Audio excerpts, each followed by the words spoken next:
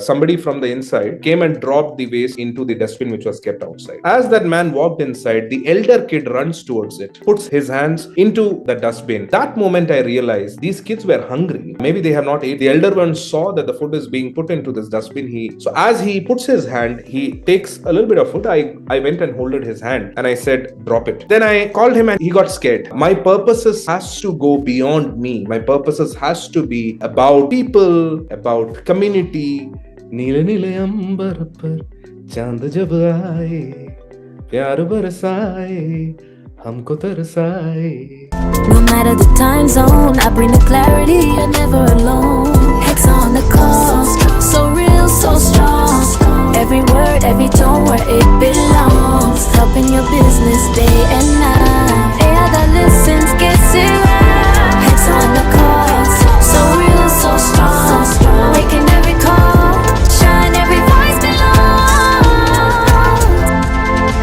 Welcome to the Coffee Q Show, where we sit down with some of the brightest minds in leadership for candid conversations over coffee. From insights on steering organizations to personal stories that shape their journey, we bring you the human side of leadership. So grab your coffee, sit back, and join us for a fresh take on the leaders beyond the boardroom. In this episode of the Coffee Q Show, we are delighted to host Levis Wilson, a visionary entrepreneur and the director of Estontec Group, a dynamic conglomerate propelling 4 high-growth enterprises. As a new age entrepreneur and the mastermind behind ventures spanning communication, media, and eco-friendly gifting, Levis has redefined industries while cultivating opportunities for thousands of individuals. So get ready for an inspiring conversation about leadership, innovation, and the values that drive a leader dedicated to creating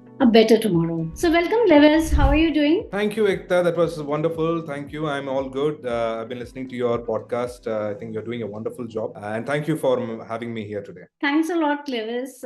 We try to, bring some of the most innovative people on this platform so that our audience can also learn from them, from their journeys. And the whole idea is to keep the conversation as simple and as from the heart as possible. Okay, we do not want to talk about a lot of leadership jargon, but we really want to understand what is it that makes you the leader that you are today, the person that you are today. Okay, sure. So I'll try to do my best. Sure, and hope to have a great conversation with you today. Yeah, sure. So I'll start off with the first question, firstly trying to understand. So before we delve into the more serious part of it, I would like to understand from you. So, Levis, before we start on the, talking about your journey as a leader, I would first like to understand what is that most unexpected thing about you that most people don't know? So, what is interesting is none of this, what I'm doing today, is what I thought or I wanted to do. I wanted to be a professional boxer,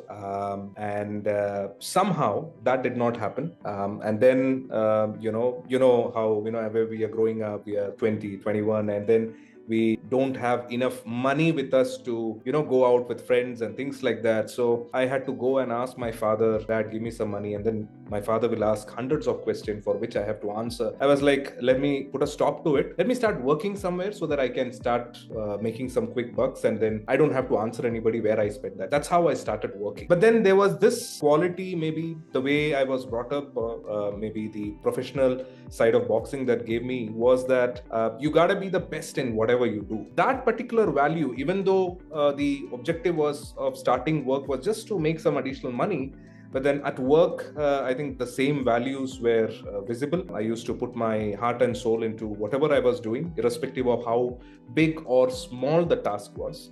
It can be as simple as a task of moving this glass from one place to the other place, but the amount of what we call like a shiddat to that task, I think that helped me grow. So this is very interesting for me, myself, and my family, that what I wanted to do or what I'm doing today is completely two different things. But I think that's how life is. Very true.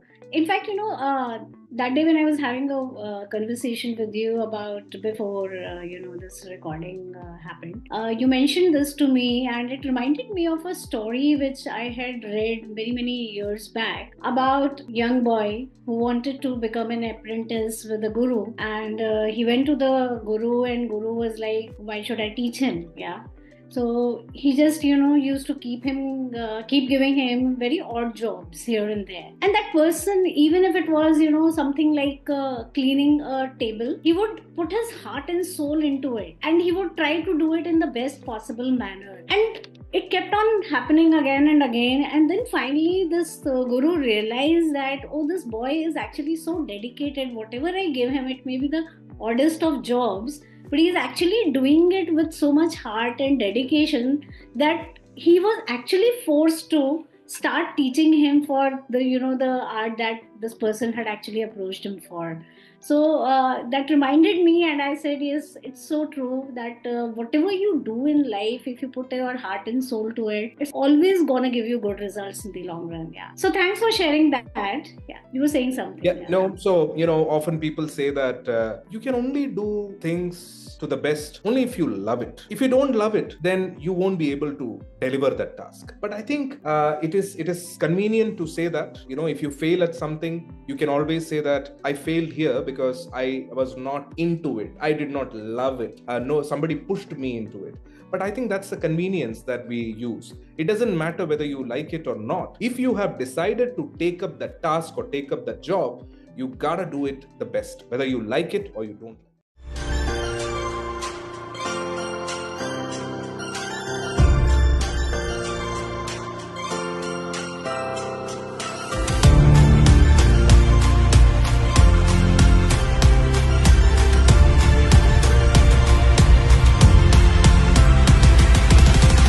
I totally agree with you on this. Yeah. So, actually, now I would like to know from your childhood memories, yeah, if you have any early experience that actually helped shape the values you hold today, yeah, as a leader, as a person, and how do these values actually influence your work and the decisions that you make today? Yeah. I think there are two specific points that I continue to carry it till today. And one is that once you have reached as an individual at a stage where you are able to recognize good work done by people, you also continue creating platform for them to excel once you have reached that stage. And the second point is connected with the first point, which is purpose in life.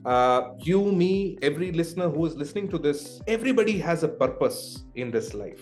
It's just that I believe that one's purpose has to be beyond the individual's interest. My purposes has to go beyond me. My purposes has to be about people, about community, about how to move the world forward, right? So today we are in a mindset, we are in a world where as long as my things are taken care of, I am, मेरे पास एक बड़ा बंगला है, बड़ा गाड़ी है, सुंदर बीवी है, बच्चे हैं, और क्या चाहिए मेरे को, but that shouldn't be the purpose. Is something that I learned at a very early age. This is during my school days. I'm sure all of us have a lot of teachers around us. I had this teacher called Sangeeta ma'am, who was my Hindi teacher. So during school days, she used to take classes, one class in the entire month, just to keep our students' interest.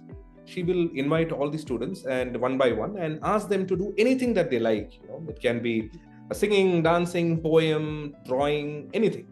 Just she wanted to have the kids, because also our time period, the education system was also, everything was book oriented. I mean, today the education system has moved far ahead, but then it's all books and mugging up answers and then writing it down. That's about it. So this teacher wanted students to come up with their skill set, and I didn't know that I used to sing that well, but I used to sing songs. So she saw me singing this song, and she said, good beta, you're singing beautiful, where have you learned it? And she started asking me these questions, and I was like, I've never learned it. I just used to listen at home, and that's how. Then slowly, after a couple of weeks, she conducts classes in multiple, there were multiple classrooms. So she called me when she figured out she was going, and she saw that my class was empty. People were all playing around and all of it. So she came and asked, "What happened? Why are you guys, lurking here and there?" And we said that no, today our teacher has not come, so it's a free period. And then she moved on to her class. After some time, a student from that class comes and calls me and says, "Hey, ma'am is calling you." So I go there, and ma'am says, "Hey, today it's the day where you have to show all your skill." So I saw this boy who used to sing very well. I thought, let him come and sing in front of me. Now, this is the first time I'm going out of the comfort of my classroom, going into a different classroom. I have 40-50 kids in front of me, and I had to sing a song. I sang my song. People liked it. So that's the second instance. Now comes the final instance where, it changed me. We had this, I think, some sort of a gathering where there were close to about 8,000, 10,000 students, all under one roof. And we were divided into multiple houses, blue color, red color, yellow color. And I was in this yellow color. And it was some Republic Day or, Independence Day. And there were some skit going on. I think Ramayana or Mahabharat skit was going on. And there was a break from one skit to the other skit. They were taking some time to come.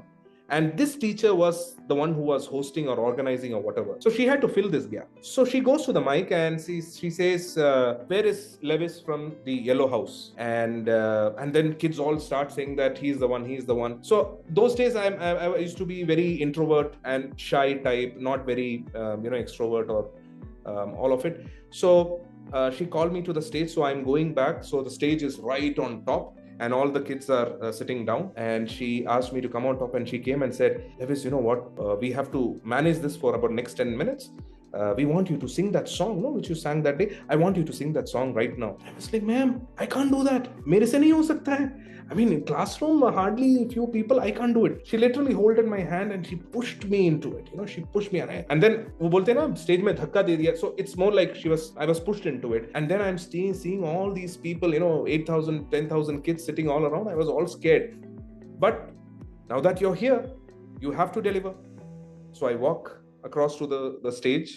I hold this mic and I'm shivering literally. I can see even the mic is shivering. I close my eyes. I start singing this song. This is the song of Shankar Mahadevan's Breathless. I used to practice in a way. I used to think that he actually sang the entire song without taking the breath. That used to be the news those days when it was released. So I went ahead and I sang this entire song. And as I ended this song, the way it ends is in a very slow beat. I stopped. I took my breath. I opened my eyes. I literally felt that the earth was shattering because of the claps of this 8,000, 9,000 kids. So this is the moment where I realized that, oh my God, I mean, I'm able to make these many people listen to me and love what I just now did. As I turned back and I walked out the steps of the stage, I was no more the same person. So that teacher, who could have, just like hundreds of teachers who have taught me. Today, I don't even remember many of their names, but this teacher, she made it a point that today she has become a teacher. She has a platform and authority to invite people like us who have these skill set and give them the platform to expose those, right? And that she made it as her purpose. Her purpose could have been sabke jaisa aao, classes lena hai, अच्छे से काम करना hai, and then she could have gone home. That's about it. And she would have retired. And by now, naturally, I don't even know if she's there or not. But she made it a point that her purpose is beyond her and her job. Her job was that the kids need to have an overall development, right?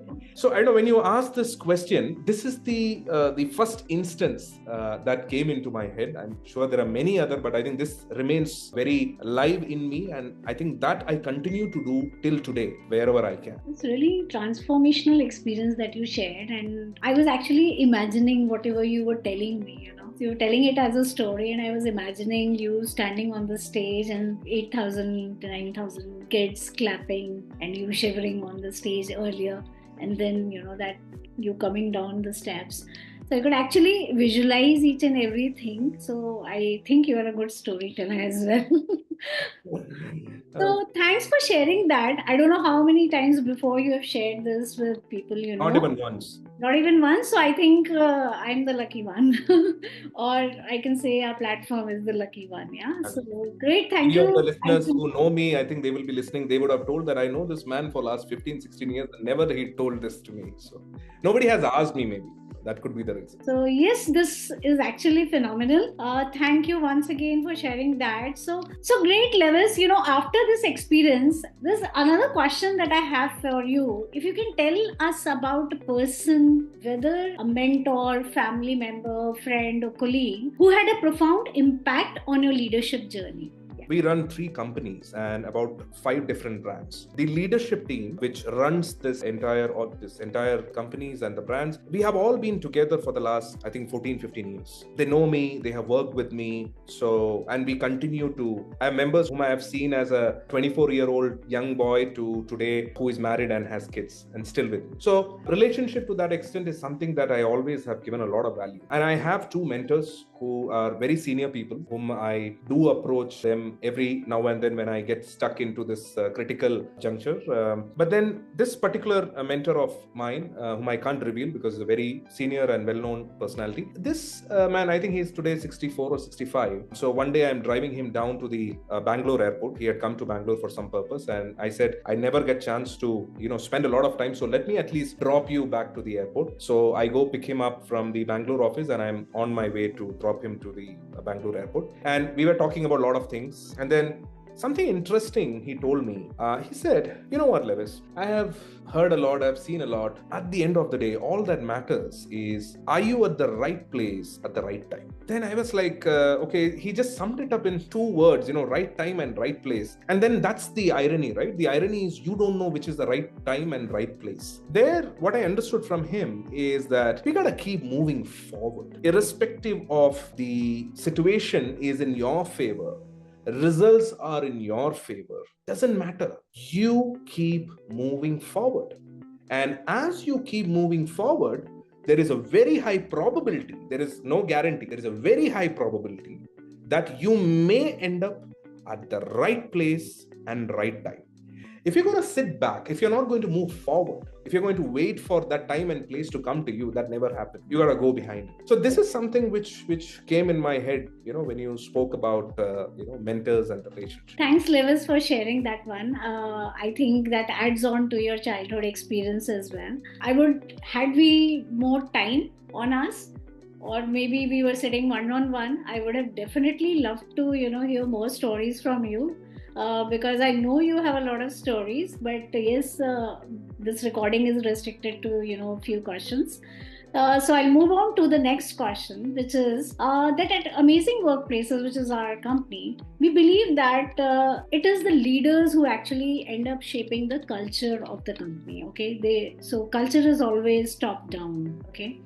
Now, how do you as a leader bring your personal traits into the culture that you cultivate in your workplace? I think the most important area that I give a lot of preference is walk the talk. If you're going to lead a team, it can be a team of coders, it can be a team of finance team or legal team or sales or market, doesn't matter. But then when you tell them that, hey, we need to achieve this, you're telling it with conviction. And many a times in a team, you have a bunch of people who will accept with that same conviction, and many of them who may not accept it.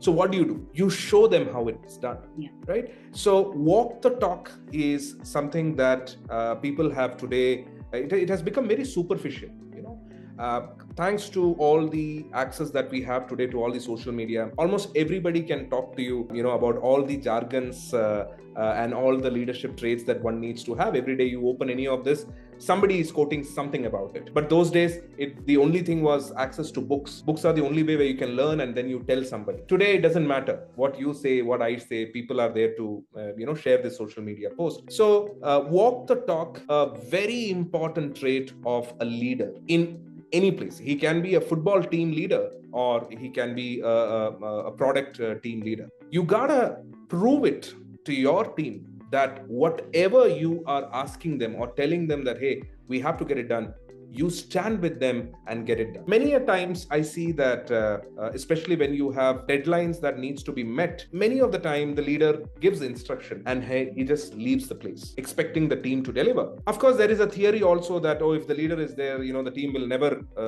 deliver and things like that. But then I think you gotta be there with the team to ensure that they also understand that this man is not just bragging, but he actually knows how to get it done. and he's somebody that I would like to replicate and try to do the same. So today, right in front of my eyes, up to the third layer of our organization, I see people walk the talk. So even our supervisor, when they are giving instruction to our site people, and unse bolte hain ki, hey, you know what, you have to complete, let's say 30 today.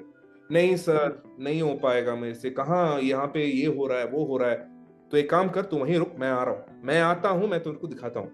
One of my vertical CEO, he goes and does things what laborers on site they do, and he shows them that, hey, this is how it is done, because I had done that with them. So I think that walk the talk trait is something that has to come down. I think we also invest a lot of time in preparing leaders for tomorrow. We have to understand again the purpose. So this is one of the purpose that we ensure that you don't stop talking about leadership just to people who show the leadership traits. You actually try and pass this on to everybody. Everybody will have a turning point. There is always a question, is a leader born with leadership traits or is it acquired over a period of time? Nobody has an answer to it. So we have that practice to ensure that the coaching of better steps that needs to be taken moves from one layer to the other layer, and communication is the key. So I think these are some of the things that we do to ensure that it flows downwards and is not restricted to a group or the leadership team alone, but it goes down because they are the leaders for tomorrow. Very true. In fact, the walking the talk, it's very important. And sometimes as leaders, as people who our people are looking up to, we do not realize that even a small behavior on our front is something that they are observing. So I was recently having a word with somebody who asked me, how is culture built? Yeah, it was a small organization, and he said, we always struggle with this question, how do we build a culture? I said, first and foremost, start analyzing as a leader, as the person who's running this show, what is the kind of behavior that you are actually doing? So does it happen with you that are you promising or over promising to a client when you yourself know that a delivery cannot happen, and you are kind of just on the phone and you are saying, oh, it will be done in 2 days. So somebody else is listening who also knows that it cannot be done in 2 days, and they see that you are promising something. Then if they have to do the same thing, they'll replicate you.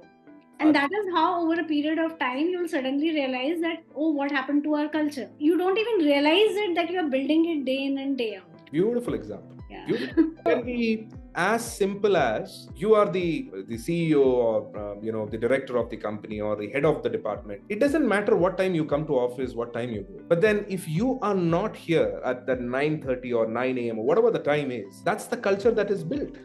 Absolutely. Right? So people say that, okay, anyway, he's not here at 9:30. What difference it makes if I come by 10 or 10:30, right? Very true. So, yeah, that's it. Now coming to our next question, Levis, how does your family or personal support system contribute to keeping you grounded in life? Yeah, I think family plays a very crucial role in especially when you're a startup and then you're trying to scale the business to a certain. Thankfully, we have crossed a stage of startup. We have enough customers, we have enough revenues, profits. The team is growing and all of it. So today things would have been different. But then when you are running, especially a startup, the initial 2 to 3 years, you are the HR, you are the admin, you are the housekeeping, you are the coder, you are the marketer, you are the sales guy. All the roles you are playing. So you won't be able to find time to go for holidays, or you might end up sleeping hardly for 3-4 hours. When your entire family has slept, that's when you are reaching home. So you're working for about 10, 12, 13 hours. There is countless sleepless nights. I think all these journey, communication is the key. It is important that the communication goes to the family, that it is something that is momentary, and all the efforts put in is ultimately for the family. And if you're lucky enough, you would get the right family to support you back. Few of the smarter ways, what I figured out is to keep your family also busy. So if you keep your family busy, they don't have time to think, why are you busy? So it works perfectly fine, right? So it's a cheat code. People can try that. Yeah, that's a smart move also. Now, coming to some of your social initiatives, I would like to ask you, what are those personal experiences or values that motivated you to launch your 24 by 7 kitchen initiative, and how do you envision it impacting the community at large? The 24/7 kitchen is a project that we want to achieve in the due course of time, but we have been doing our bit in bits and pieces. So there is a small experience into it. It's a small story, and I'm sure many similar things, experiences would have happened with people also. So this is, I think, about 13, 14 years back. I was working with American Express, and here I go to have my lunch. So I go to this restaurant, and I'm picking up the food. So I placed order for fried rice. And now this man there, fried rice is made in this big, vessel. So, he's mixing it and making it. There are people who are sitting and eating as well. Now I see two kids standing by a pole right opposite to the restaurant, maybe about 50 meters from the 10-15 meters from the restaurant. They looked, so one of them was, I think, about 7-8 years. The other would have been 3 or 4 years old. Both are boys. And they were standing and staring at all the people eating the food and cooking and all of it. I did look at them. They didn't look like kids who are lost or something, but at the same time, they were in some need. I looked at them and I looked here and there. I couldn't find their parents or anything. So by the time my food was almost getting over, somebody from the inside came and dropped the waste into the dustbin which was kept outside. As that man walked inside, the elder kid runs towards it, puts his hands into the dustbin. That moment I realized that these kids were hungry. Maybe they have not ate for some time. So they were looking at the restaurant and standing how they can get this food.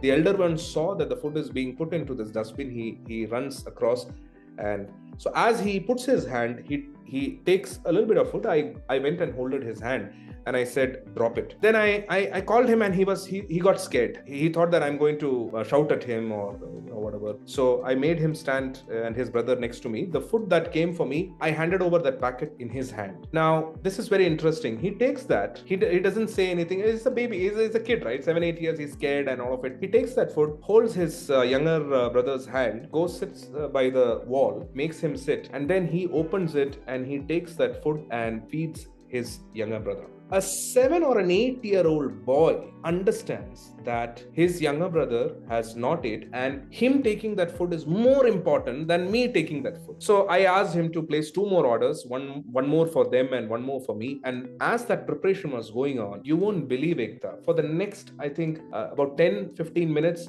this elder one did not take 1 bite. He kept feeding the younger one. If you look at the world around us, we are so busy, right? We are so busy about many things that we don't even understand. For example, the Coldplay concert recently in Mumbai and Ahmedabad, so many of them participated in that event, and many of them felt that they are missing out on something really big.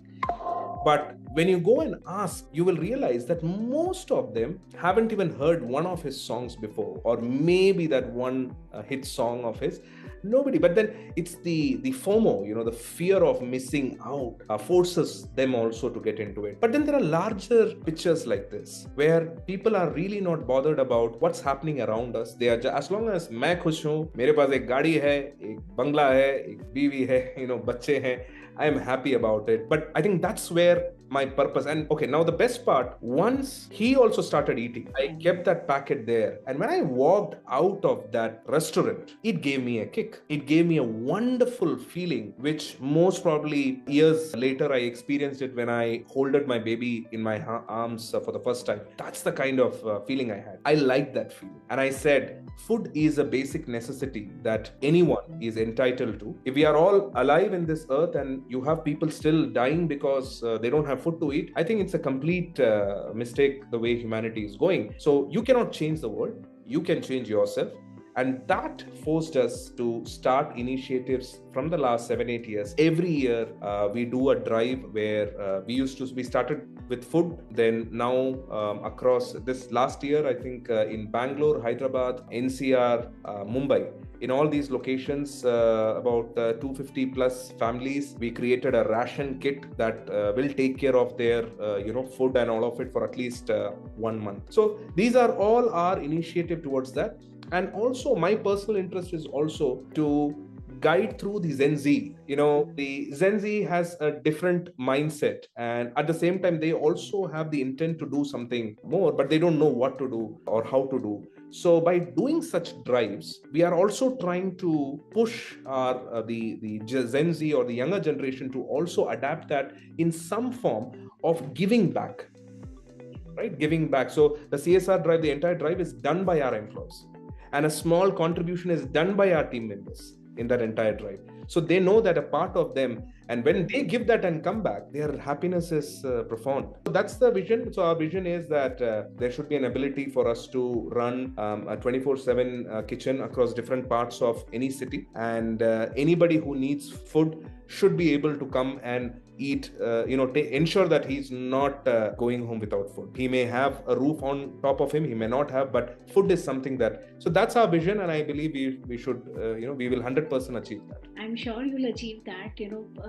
I totally agree with you. Whenever you are doing something for somebody else, the happiness that you achieve at that point of time, it cannot actually compare with any other joy in the world. Another thing which you mentioned was that when you do this, you actually involve your employees. Even in our organization, we promote this as one of the pillars. CSR is one of the pillars. And whenever somebody asks us, we are not contributing to the society, we are not doing this, we always tell them that CSR is not something that is a tick in the box, which because the government is telling you to indulge in it, you have to do it. The basic things as an organization that you can do, involve your employees in little activities.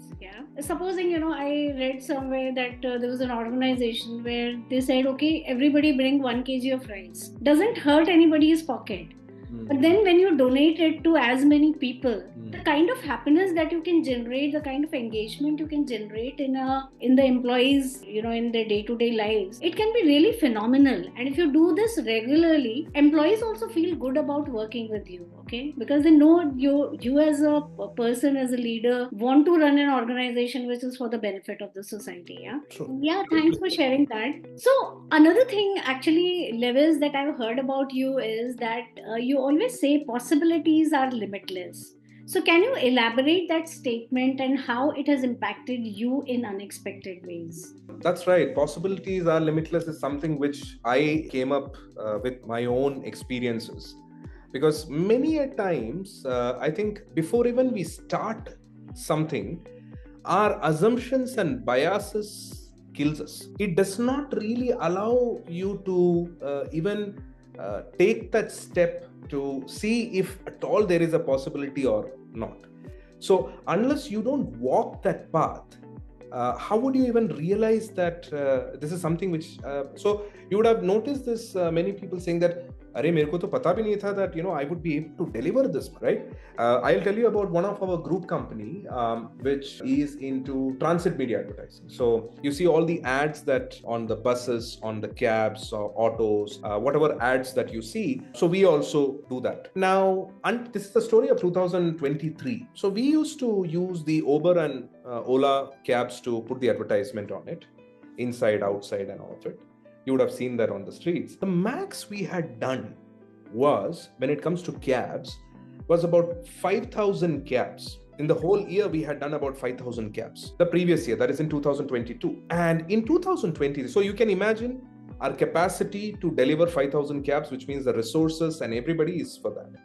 In 2023, we ended up becoming a company which delivered the largest transit media advertising ever in India, with 17,000 cabs deployed in just 30 days. 5,000 wala story was for 365 days. That was our achievement.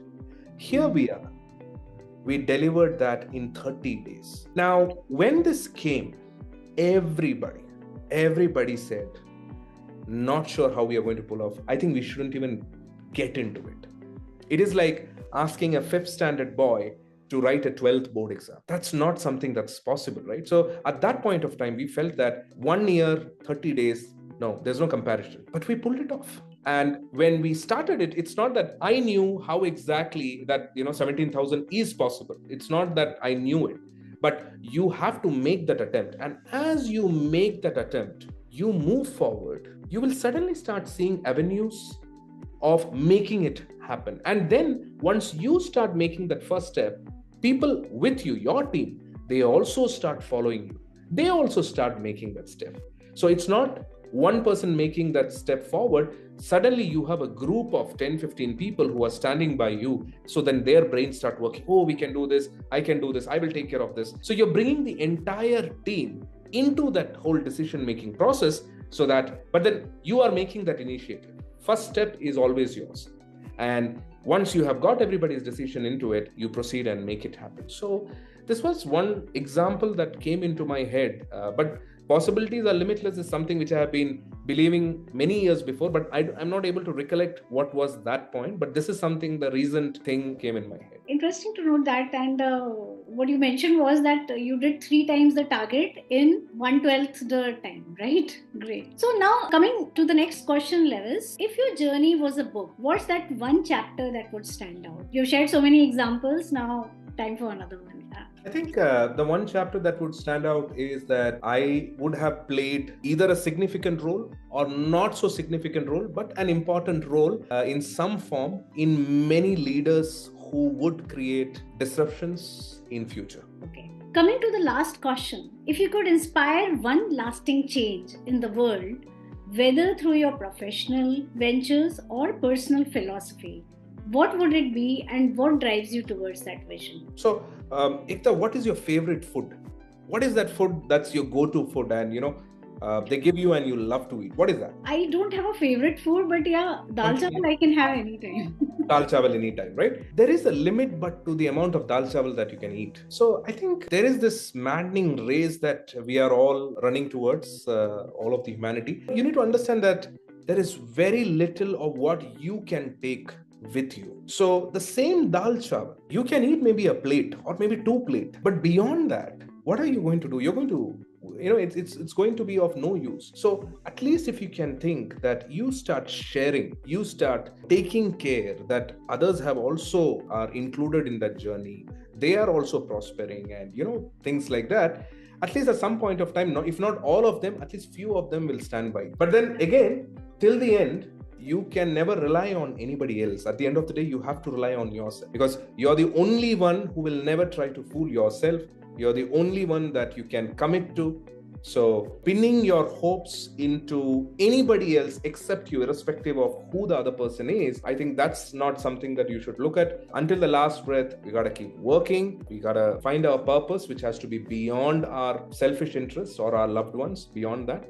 And I think that's how the world gets better and better. Very true. And the purpose of actually living a life which is for others also while you are doing whatever you want to do is something which is very important in life. I totally agree with you on that, because how much money can you earn, how much lifestyle changes you can make, how much stuff you can accumulate in life, there's no dirt to it. Giving a meal to one person will still give you more happiness in life. Yeah. True. So, I'm only saying that you don't do it by sacrificing your happiness. You fulfill yours. Yeah. Then you go ahead. So you fulfill your hunger, whatever that hunger may be. Then you also can, also try to spread that to others. Right, absolutely. Now, this brings us to our rapid fire round. Okay. So, after talking to you, I changed the first question of the rapid fire round and I made it to sing 2 lines. Okay, which are your favorite? 2 lines. Neele neele ambar par chand jab aaye, pyar barsaye, humko tarsaye. 2 lines. Thank you. That works. So if you could live or relive any moment, month or year in your life, which one would it be? I would love that moment where I took my baby first time in my hands. This is the second time I'm hearing that. So second time I say because I just spoke to somebody else a couple of days back and they also said the same thing. Beautiful, beautiful. A piece of advice you ignored at first but now find invaluable? One of my boss, he told me that this was back in 2009, 10 times. He told me that, hey, you're awesome, you're perfect, you're very good. But you know what? You're weak in multitasking. I was like, what the hell? I mean, and that time, it's about that happens once you are in 7-8 years of experience of work. You think that you have conquered the world, and that thought comes in. No matter how good or bad you are, that thought automatically comes in. And I was like, oh my god, how can you even think like that? No, I'm very good at it. But then later I realized that I did have a problem in multitasking. You ask me to do one thing, I can just do that one thing. You tell me something else in parallel, I cannot. But then I took that as a challenge. I learned from it, and today here I am in front of you, running 3 different businesses, entities, 5 different brands, and a large team. I think I have managed to take that advice later and work on it. Great. A book or movie that you think every person should experience? I think to understand how the large companies who have created stories and things like that, there is this book called $1 Trillion Coach. This is by the author Bill Campbell, who has been a coach for many disruptive companies like the Googles and the Apples and their founders and things like that. I find that book might give us a lot of different aspects of thought from a leadership standpoint. Thanks. What's a misconception people often have about you? That I'm a very serious person. Okay. What's the most spontaneous decision you have ever made? I think one problem is that, I go by my instinct. Very recently, I started also taking data into consideration, but I work with a lot of my gut. It has worked out. So maybe that's the reason. So there are a lot of decisions that for example, I'll tell you one of our star performers who was almost the reason that whole vertical was booming, but then we call them a genius because without them, you are not able to move forward, or they add a lot of value to you. But then you see that this genius disrespects co-workers, does not believe in companies' views and vision. So I had to tell that gentleman to find something else where he would be. So that was pretty instant, because that was against the values that we and the culture of our company believes. I mean, we do not have a situation where our housekeeping assistant only has to clean the table. You have to clean your own table. So that's the way it is. So I think a lot of spontaneous decisions. I think one of this is this. And I think the latest one, when I'm explained to, I got to know that we decided, or it hit me that we have just decided to start our first international office in Singapore. So that was instant within, I've been thinking about it, but once I had all my decisions done, I said we are going for it maybe in 5 minutes. Okay, great. What's one habit you wish you could break? Yeah, I would surely want to, if possible, work a little less and spend more time with my kids and, the family, if that's possible. But then now what has happened is it's engineered. All these years you have been doing that. So even slight time of you don't have much action going on, you suddenly feel, what the hell am I doing with my life? That feeling comes. But if I could, I would like to find more time to, spend time with my parents and, things like that. So if you notice, everything with human to do is with time, because time is one thing that we cannot control. So yes, that's very important. Now, if you could instantly change one thing in the world, what would it be? I think I always had a problem with our law system, which does its steps to punish people who does harm to women, especially rape convicts and, things like that. I think theft and such kind of acts are different. But when you're trying to hurt somebody, like killing somebody or hurting somebody physically to an extent that it leaves a lot of trauma on them, I think the whole law system, if I can change, I would love to do that. I mean, we have to instill so much of fear in people that you cannot commit such act and, live your life in Tihar or any jail comfortably. That does not happen that way. So that piece is something which I have always felt the urge. If I could, I would want to create so much of fear in humanity that's something that you cannot do. So that I would have loved to change. Totally agree with you. I think as human beings, a lot of us feel that. Thanks for talking about it, because on a public platform, very few people would actually talk about it. Yeah. Right. Oh, great. Thanks for being that courageous. And if you could switch places with anyone famous for a day, who would it be? Steve Jobs is somebody that I always admired because his methods were always controversial. It is not what an MBA book or any other schooling can give you. His approach were all disruptive in nature. So when I had done my certification on disruptive strategy from the Harvard University, our professor used to quote him and his studies a lot. So you don't find him as the typical leader that we all love to see, or we hear about it. He was My favorite leader also. yeah. So but then still he managed to create. And if you look at today, Apple as a company is unable to bring in anything new or anything innovative or anything. So it was only possible until his era. So if he was alive, and if I would wanted to go back, I would want to go back during the 80s for one day, on how that life was. He set a benchmark which was so high. That's why even his own company cannot actually, create things beyond that. Yeah. Your greatest fear? Yeah, I'm a little scared about the something that I don't want to talk about is that my kid is growing up fast, and in a couple of years time she will go to college, and then she will go for her work life and things like that, and then I wouldn't be able to spend this much time with her. When she had the time, I am not there. When I have all the time in the world, she might be busy. So that piece is something which I don't want to think about. So even at home when we talk about it, let's not talk about it, let's leave it, let's live in the moment. That's true. Yeah, but you regret those things actually. Yep. True. And now coming to the last question, if you had a personal motto, what would it be?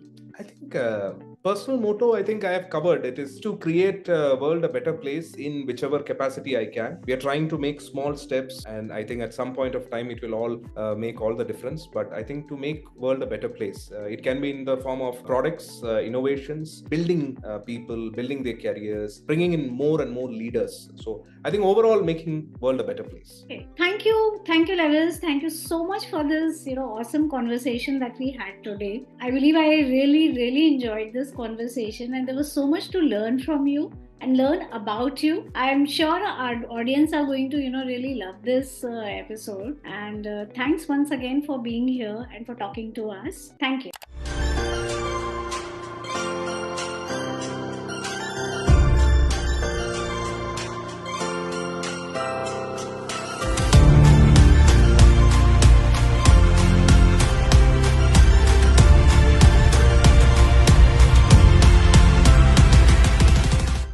Great, Ekta. I mean, you're so warm and you connect with people because you get various people with their various mindset, but you're able to connect with all of them, and you're very warm. So the opposite person also feels to open up and talk about things. So I think that's so nice of you. I think you're doing an excellent job. You should continue doing this. I'm wishing you all the very best. Thank you so much, Levis. Wonderful having you here.